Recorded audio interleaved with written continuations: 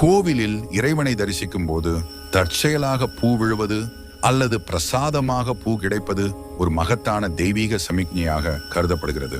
கோயிலில் வழிபாடு செய்து தரிசனம் முடிந்த பின் அனைவருக்கும் அர்ச்சகர் பிரசாதம் வழங்குவது வழக்கமாக நடப்பதுதான்.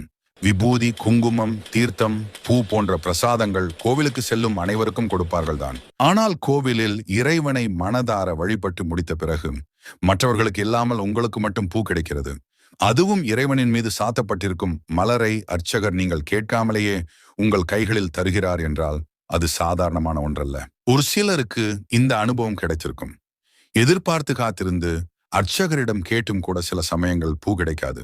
ஆனால் ஒருவருக்கு அவர் கேட்காமல் நினைக்காமல் இருக்கும் சமயத்தில் பூ கிடைக்கும். அப்படி கிடைக்கும் போது மனதில் மகிழ்ச்சியும் மெய்சிலிர்ப்பும் ஏற்பட்டிருக்கும். இவ்வாறு உங்களுக்கு பூ கிடைப்பதற்கு என்ன அர்த்தம், அப்படி கிடைத்தால் என்ன பலன் கிடைக்கும் என்பதை தெரிந்து கொள்ளலாம்.